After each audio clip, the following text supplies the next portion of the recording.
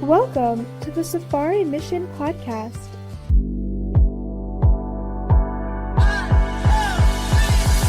Welcome again to the Safari Mission Podcast. We are now doing a second episode with Reverend Marcus Criner, talking about the worship experience in church. Not that it's an experience, but the worship ministry in church. A question here that we continue now from last episode. What about the relationship now between the worship leader and the senior pastor? How do they flow together? What about honoring the gifts in between one another? What should that look like? So honor is huge, right? That is a big thing. Yeah, as a worship leader, your relationship with your pastor has to be so close, right? Because, in a service, I know this might be a different perspective, but, in a service, there really is two messages going out, one through music and one through preaching.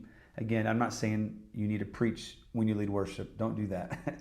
But kind of realize that as you build your sets, it's not just songs. Like, what am I trying to say? What is the message of music that God wants to say, right? With that being said, you and your pastor, man, I really believe you should work closely, depending on how far in advance you plan your set list.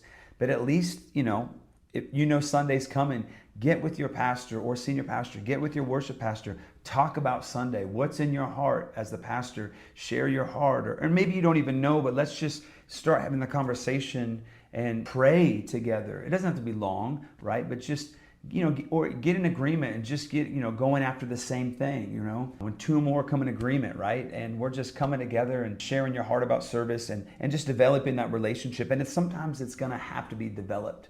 Sometimes it's going to be a little awkward, but I believe when you show your senior pastor, you're here to support him, to lift up his hands. You're here not just to do your thing, but then also I would say worship leader, when they see that you are seeing this as not a gig or just a stepping stone, but when they see that you have the heart for the house, then I believe that the relationship can go to the next level. And so, ask your senior pastor what he likes, what he doesn't like. Get a vision for the worship ministry with your pastor. Don't build it yourself, but go to him and say, Pastor, what are you hearing? What are you sensing? What do you want the worship ministry to look like? And, that doesn't mean you don't have things you need to do, but still hear his heart, because that way you want to build a vision around his heart so that when he sees what you're doing, it ministers to him as well. Right. And he sees it as a joint effort, not just, what is this dude doing? Yeah, so it becomes a team, and definitely not a competition between the two. No, never. Yeah. Here's another situation I see in some churches. You may have a worship team in the church. Maybe you've got only 5, or maybe it's 10, 15 people on the worship team. But in a particular church, maybe you have a very highly skilled musician who could really do it really well on their own. They want to be part of the worship team, but you've got some issues because when they become part of the worship team, they almost become like a star performer.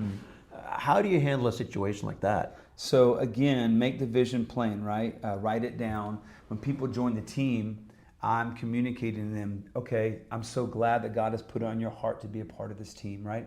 And I'm excited. So now that you're going to be a part of this team, here's the requirements, or here's the vision.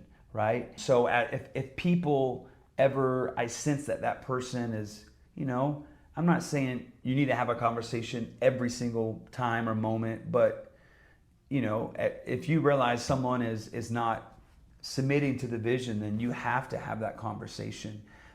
And sometimes it's difficult, but we can't run from those difficult conversations, because if we don't, they will run wild. And attitude and ego, that runs wild on a team if it's not restrained.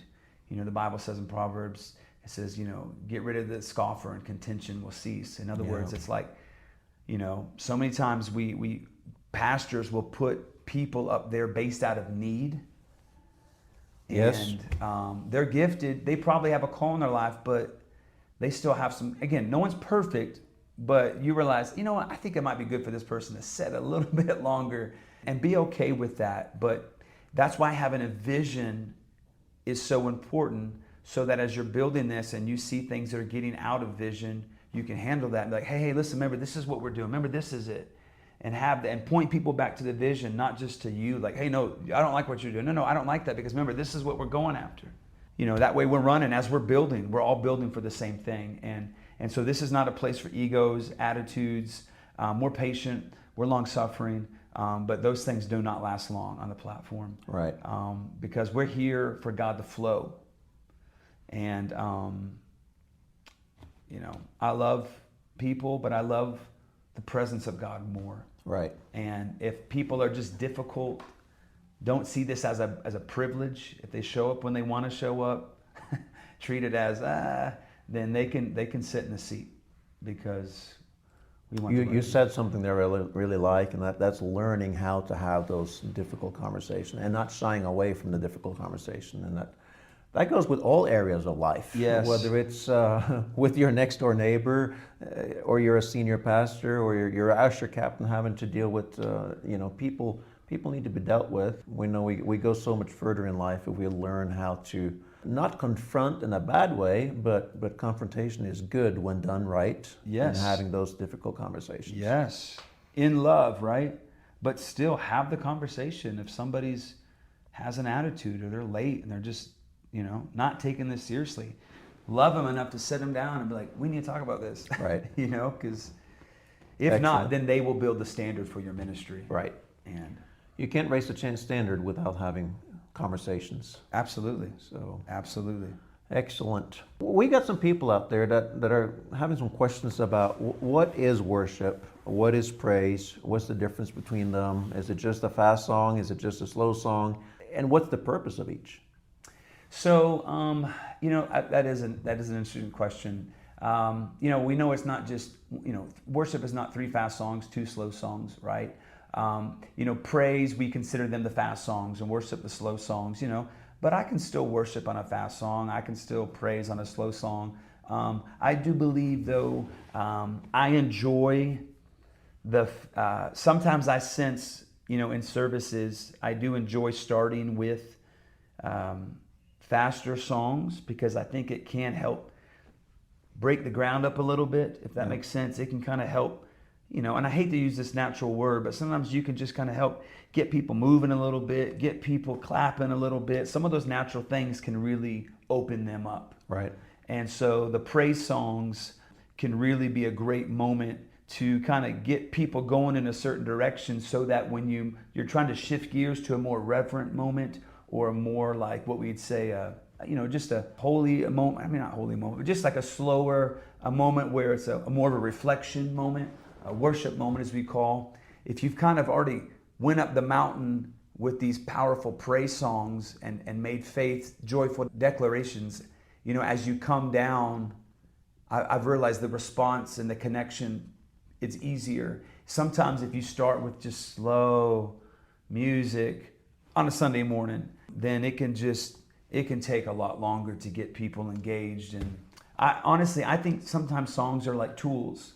I use certain songs that, maybe not be my favorite. I mean, as long as it's the Bible, of course, but they do causes responses in people, not just because I want a response, but I'm just trying to help get them. Let's just get, I'm trying to get their eyes off themselves. If they maybe start clapping, if they start dancing a little bit, then they've loosened up enough, they've opened up a little bit. And so when other moments of ministry or slower songs or worshipful songs come in, they're already open.